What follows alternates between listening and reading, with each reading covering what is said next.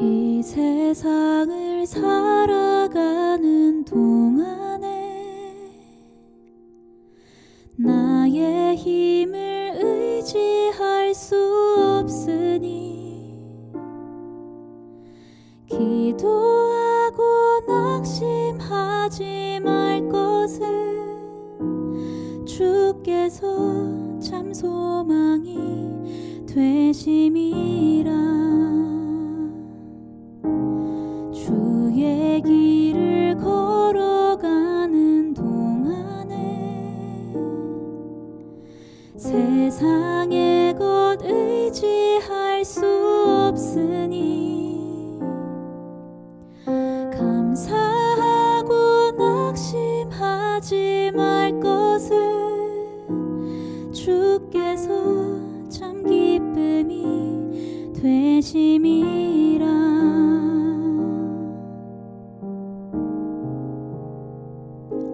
하나님의 꿈이 나의 비전이 되고 예수님의 성품이 나의 인격이 되고 성령님의 권능이 나의 능력이 되길 원하고 바라고 기도합니다.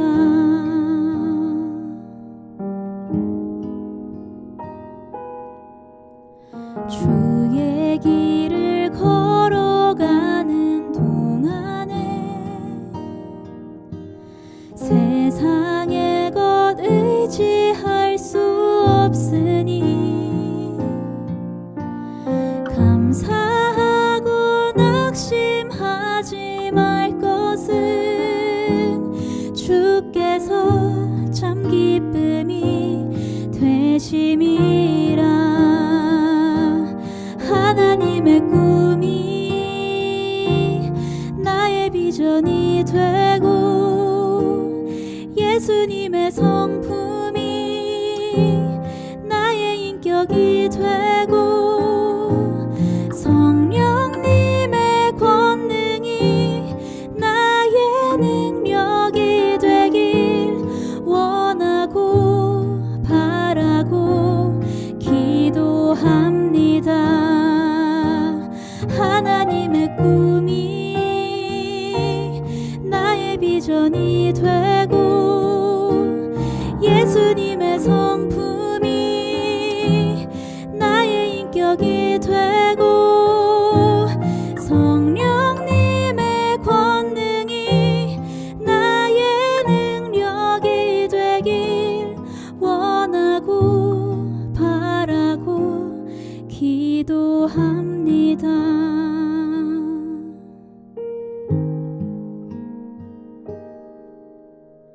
이 세상을 살아가는 동안에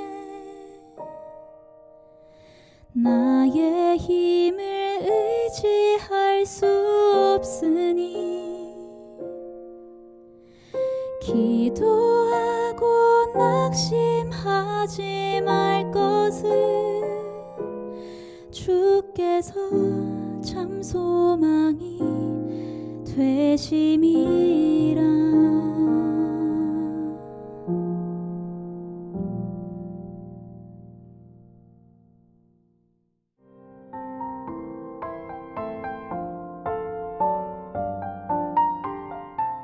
여호와께서 사람의 걸음을 정하시고 그의 길을 기뻐하시나니 그는 넘어지나 아주 엎드러지지 아니함은 여호와께서 그의 손으로 붙드심이로다. 내가 어려서부터 늙기까지 의인이 버림을 당하거나 그의 자손이 걸식함을 보지 못하였도다. 그는 종일토록 은혜를 베풀고 꾸어주니 그의 자손이 복을 받는도다.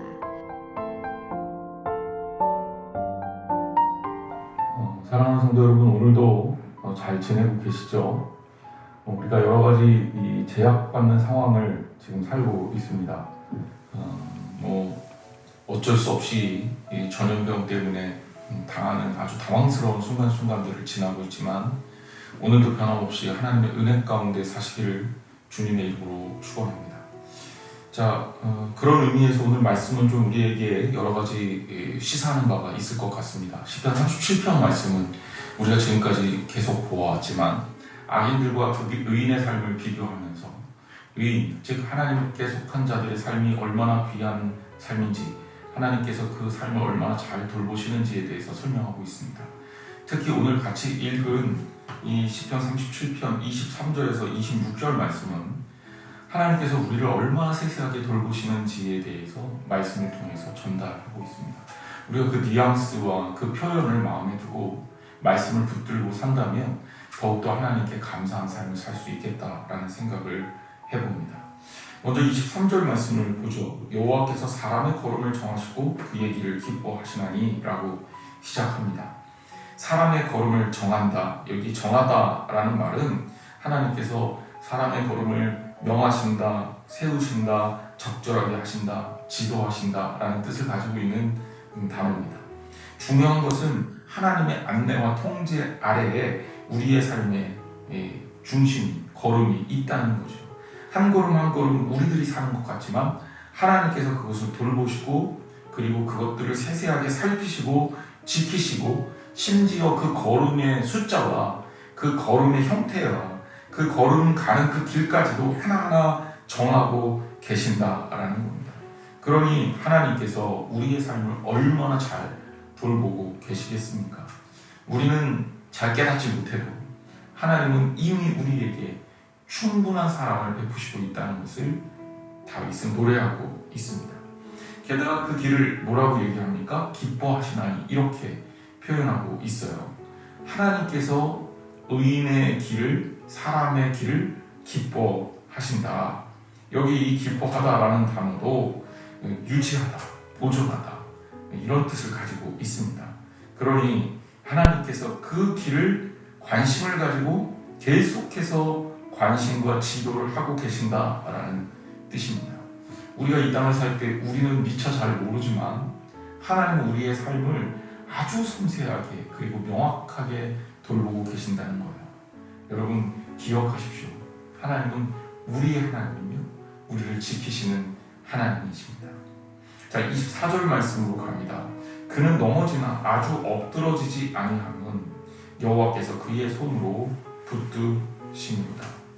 여기 이 넘어지다라는 표현이 먼저 되어 있죠. 넘어지다라는 표현은 죄에 빠져든다라는 표현보다는 때때로 실망하기도 하고 때때로 불행해지기도 한다라는 거예요.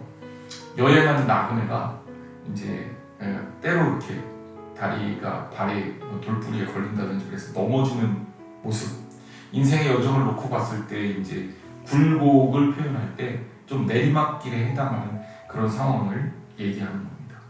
그렇지만 그 하나님의 사람들도 그렇게 갈 수 있지만 하지만 아주 엎드러지지 아니한다.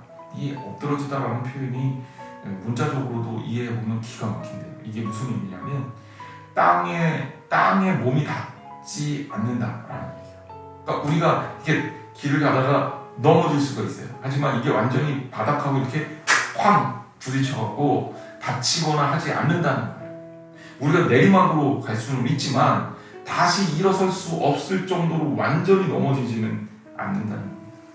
의인이 고통을 당할 수 있죠. 역경을 만날 수 있습니다. 하지만 우리가 연약한 인간이기 때문에 그럴 수밖에 없지만 그럼에도 불구하고 그것이 우리를 멸망시킬 수는 없다는 거예요. 왜냐하면 하나님께서 우리의 걸음을 세시기 때문에 하나님께서 우리의 걸음을 정하시기 때문에 그래서 우리가 넘어질지라도 여호와의 손이 언제나 함께 하기 때문에 우리는 엎드러지지 않는다. 꽝 하고 땅과 부딪혀서 일어나지 못할 만큼의 상처를 입는 일은 없다라는 겁니다. 여러분, 그러니 혹시라도 어려운 일을 당하시거나 또 힘든 일을 당하신다 할지라도 너무 걱정하고 두려워하지 마시기 바랍니다. 주님이 옆에 계셔요. 그래서 여러분들의 손을 붙들어 주시고 여러분들을 지켜 주시리라 믿습니다. 자, 25절 말씀으로 갑니다. 내가 어려서부터 늙기까지 의인이 버림을 당하거나 그의 자손이 걸식함을 보지 못하였도다. 자, 이 표현은 주관적인 고백이에요. 그러니까 여기 주어가 벌써 내가 이렇게 나오잖아요. 그러니까 다윗이 이 시편의 저자라면 다윗의 입장에서 자기가 이렇게 어렸을 때부터 보니까 결국 의인이 하나님께 버림을 받는 경우도 없고 또 의인이 구걸하지도 않는다. 그리고 잘 안 되는 경우도 내가 보지 못했다. 이런 고백입니다. 과연 이게 맞는 얘기인가? 정말 이게 한치 오차도 없이 틀림없는 일인가? 물론 꼭 그렇지는 않죠. 근데 이거를 이제 우리가 오해해서 전체로 다 확대해버리면 일반의 논리를 범하는 거예요. 뭐 상황에 따라 그런 경우도 있을 수 있겠죠. 하지만 다윗은 고백하는 거죠. 내가 봤을 때, 내 신앙 생활의 전체에서 봤을 때, 내 삶의 전체에서 봤을 때 그런 일은 없더라. 그가 얘기하고 있는 핵심은 뭐냐면 하나님께서 그를 붙드신다라는 겁니다. 그래서 의로운 사람에 대해서 하나님은 책임지시고 붙드시고 지키신다는 그런 이야기입니다. 우리가 이 땅을 살면서 하나님의 자녀로 산다는 것이 얼마나 귀한 일인지 다윗은 분명하게 자기의 신앙 고백을 통해 우리에게 전달을 해주고 있습니다. 바로 하나님의 사람에게 하나님의 보호하심이 있다라는 거예요. 잠언 10장 3절 말씀을 보면 여호와께서 의인의 영혼은 줄이지 않게 하시나 악인의 소욕은 물리치시느니라 그랬어요. 의인의 영혼을 줄이지 않게 하신다. 즉 경건한 하나님의 사람은 하나님의 손에 의해서 보호함을 받는다는 신앙적 확신이 있다는 거예요. 우리도 그런 마음을 가지고 당당하고 자신 있게 살아야 합니다. 왜냐하면 우리는 다른 어떤 것보다도 하나님의 자녀잖아요. 하나님의 자녀로서의 이 삶을 살 수 있는 거죠. 26절 말씀으로 갑니다.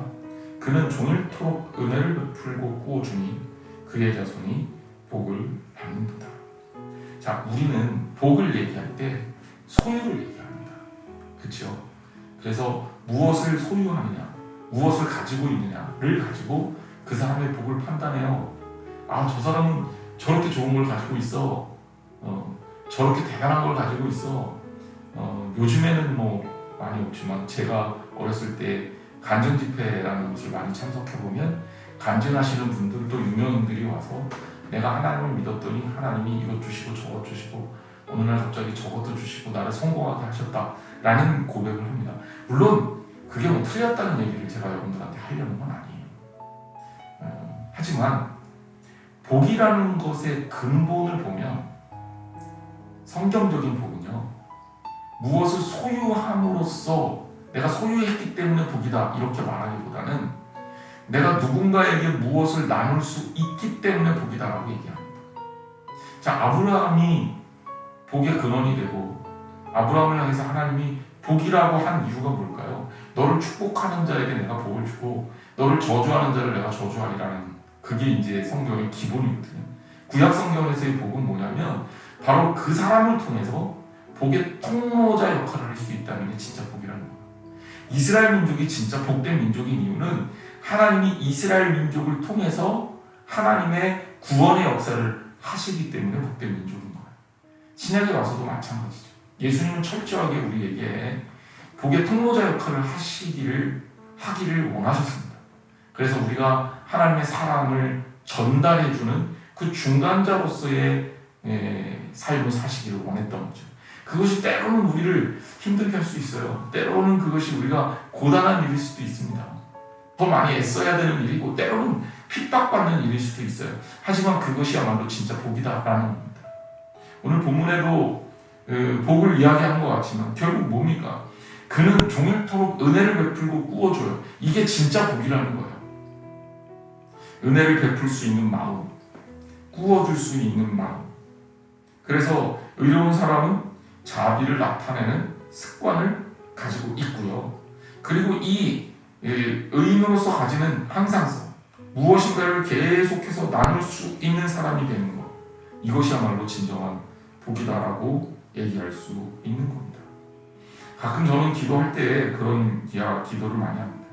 하나님, 저로 하여금 이런 것들을 소유하게 해주세요 라는 기도보다는 저로 하여금 이런 것들을 나눌 수 있는 사람이 되게 해주세요 라는 기도를 하는 거죠.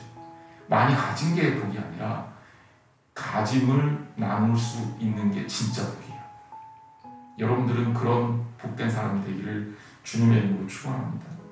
그러기 위해서는 무엇을 소유하는 것보다 더 중요한 우리의 마음에 위로움이 있어야 돼요. 우리의 마음에 바울 사도의 고백대로 하면 예수 그리스도의 마음이 있어야 돼요. 그래야 우리가 이런 항상성을 가질 수가 있단 말입니다. 사람은 늘 계산하죠. 나누면, 주면 내가 얼마를 줬는지, 내가 얼마를 베풀었는지를 계산해서 다 머릿속으로 알고 있어요. 신기하게도 남들한테 꾸어준 건 기억을 하고요, 뿐 거는 기억이 안 난다는 통계도 제가 봤습니다. 그러니까 사람들 심리가 그렇다는 거죠. 하지만 여러분, 더 많이 베풀 수 있는 사람일수록 더 많이 복된 사람입니다. 그리고 결국 무슨 얘기를 합니까? 그 자손이 복을 받는다. 여기 자손이라고 번역을 했지만 히브리어 제라거든요. 열매라는 뜻도 있어요. 그래서 어떤 성경에서는 이 자손이라는 단어를 그의 팔이 뭐 이렇게 번역하는 신학자도 있습니다. 자, 그럼 자손이 복을 받는다 그러면 이런 어떤 훌륭한 일을 한 그런 사람의 자손은 역시 그 부모를 따라서 이런 축복을, 이런 복을 그대로 이어받겠구나, 이렇게 우리가 성경을 해석할 수도 있고요. 다른 신학자 다후드라는 사람이 이야기한 이 관점에서 보면 그의 팔이 복을 받는다라는 것은 그가 축복의 근원 혹은 축복의 중재 역할을 한다라는 것으로 해석할 수 있습니다. 자, 이렇게 보면 우리가 좀 더 분명해지는 거예요. 그의 팔이 복을 받는다. 그러니까 그의 손을 통해서 이루어진 일들 자체가 다 하나님의 축복 가운데 놓여진다라는 겁니다. 여러분들이 좀, 우리 성도들이 저도 그렇고 그런 사람이 됐으면 좋겠다는 생각이 들어요. 축복받아서 나는 이런 것들을 소유했어 이렇게 자랑하는 게 아니라 여러분들을 통해서 하나님의 놀라운 기적과 같은 축복의 역사가 이루어지는 거죠. 사람을 살리고 생명을 나누고 여러분들을 통해서 하나님 나라의 일이 벌어지는 거예요. 우리가 얼마나 신날까요? 저는 그런 우리 한양제일교회를 꿈꿉니다. 힘들고 어렵지만 우리 사랑하는 성도들을 통해서 하나님의 놀라운 뜨거운 그 사랑의 역사가 다른 이들에게 전달되는 진정한 의미의 축복이 우리 가운데 있기를 주님의 이름으로 축원합니다. 기도하겠습니다. 하나님 감사합니다. 우리는 하나님의 사람입니다. 우리의 한 걸음 한 걸음을 인도하시는, 심지어 그 걸음까지도 정해주시는 하나님의 사랑과 섬세하신 그 이끄심을 신뢰합니다. 주님을 믿는 자로서 하나님 앞에 기도합니다.